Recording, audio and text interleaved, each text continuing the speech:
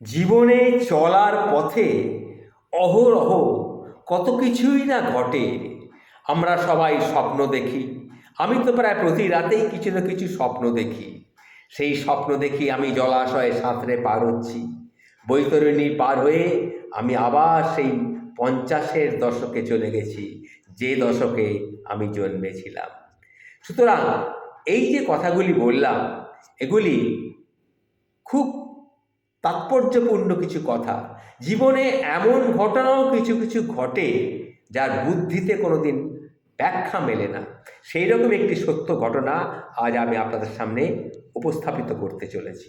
ঘটনাটি শুনুন, তাহলে বুঝবেন সত্যিকারের একটা তাৎপর্যপূর্ণ ঘটনা যার কোনো ব্যাখ্যা হয় না। আজ সকালে একটি ঘটনা। বাজারে গিয়ে যখন পৌঁছলাম তখন 9টা বেজে গেছে। ঘুম থেকে উঠতেও আজ দেরি করেছি। ফ্রেশ হয়ে চাটা খেয়ে ছুটলাম বাজারে। বাজার থেকে মাছ, শাক, সবজি কিনে একটা মুদির দোকানে ঢুকতে যাব, কারণ দু একটা জিনিস নেওয়ার আছে। বাইকটাকে একটা সাইডে স্ট্যান্ড করে ঢুকতে যাব, দেখি একজন লোক হাত পেতে বলল, বাবা 10টা টাকা হবে বাবা? মানুষটির দিকে আমি ফিরে তাকালাম। বয়স এই 55 কি 60-এর মধ্যে হবে। প্যান্ট শার্ট পরা, মুখে কাঁচা পাকা দাড়ি, মাঝখানে চুল দাড়ি না কাটলে যা হয় ঠিক সেই রকম মুখের অবস্থা। মুখের দিকে তাকে মনে হয়েছিল ওনার 10 টাকার প্রয়োজন আছে, তাহলে না হলে চাইবেই বা কেন। আমি 10টা টাকা ওনার হাতে দিয়ে দোকানে ঢুকেছি। টাকাটা পেয়ে উনি মনে হলো খুব খুশি হলেন। দোকান থেকে আমার জিনিসগুলো কিনে নিয়ে আমি যখন বেরিয়ে আসবো ঠিক সেই সময় আবার একজন ভদ্রলোক চিৎকার করে বলতে শুনলাম, এই বয়সে ভিক্ষে করছো? খেটে খেতে পারো না?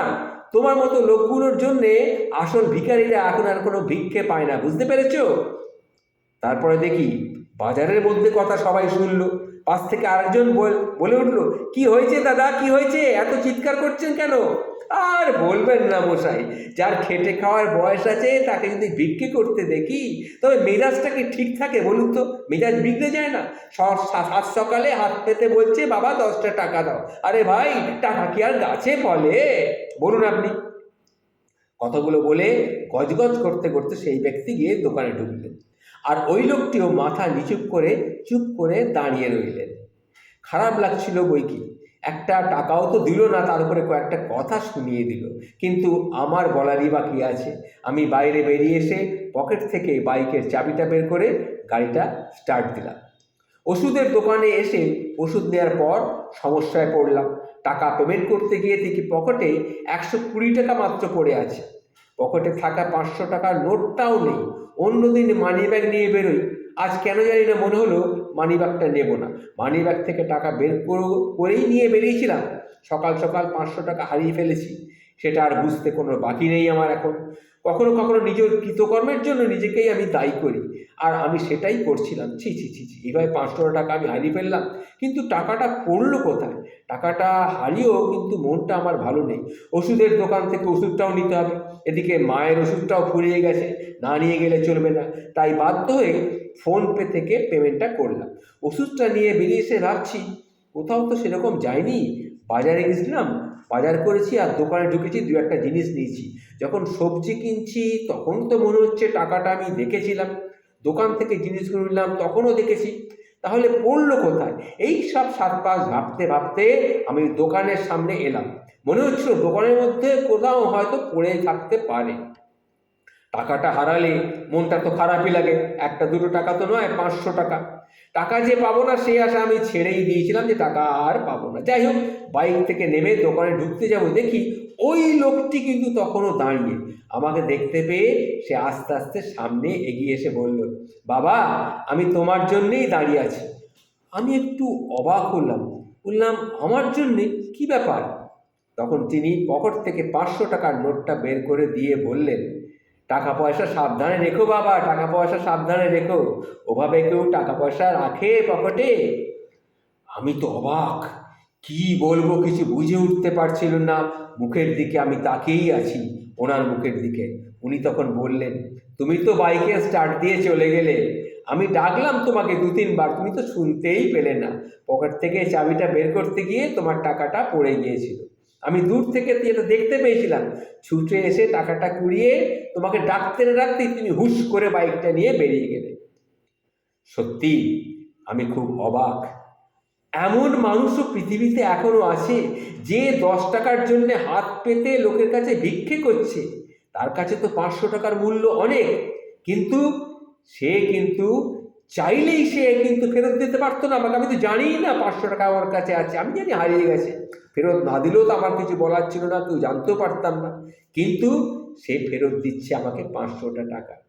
তখন আমি তাকে বললাম, আপনার মতো মানুষ সত্যি দেখা যায় না, আপনাকে অজস্র অজস্র ধন্যবাদ, মন থেকে আপনাকে ধন্যবাদ জানাচ্ছি।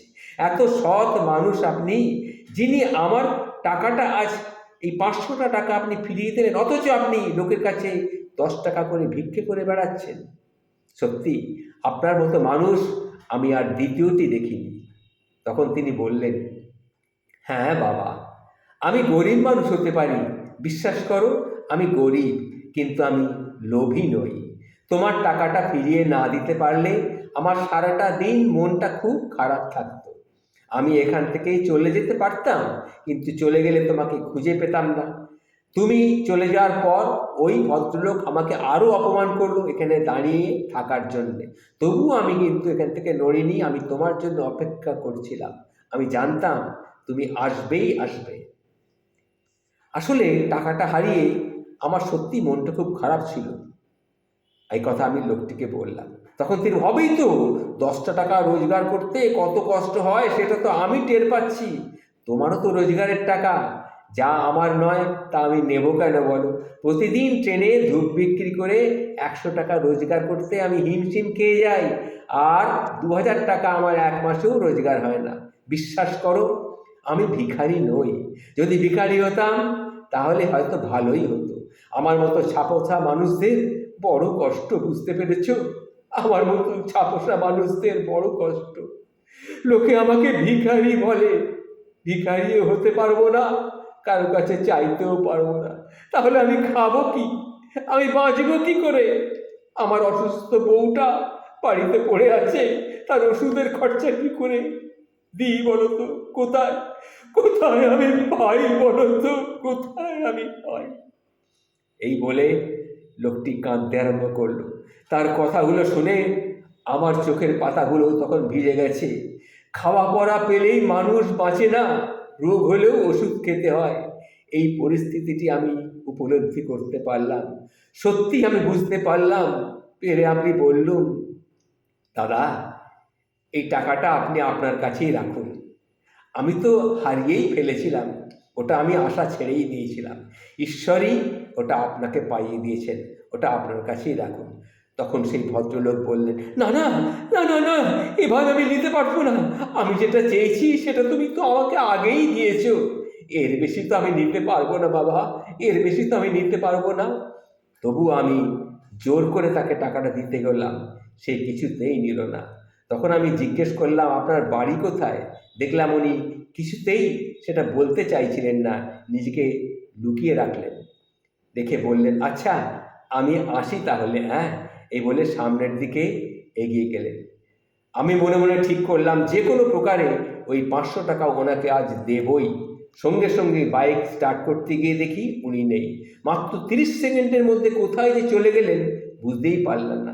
এইটুকু সময়ের মধ্যে কোথায় গেলেন বিশ্বাস করবেন কিনা জানি না, 10 মিনিট ধরে হন্যে হয়ে তাকে কতভাবে খুঁজলাম, কিন্তু কোথাও তাকে আর পেলাম না।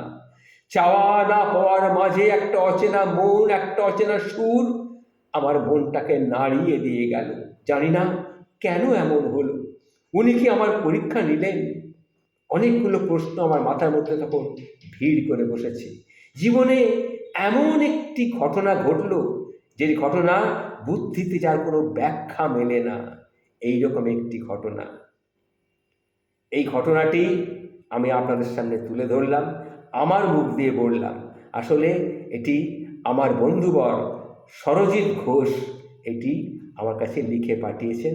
তার দেখা বা না দেখা বা তারই একটি ঘটনা আমার কাছে লিখে পাঠিয়েছেন।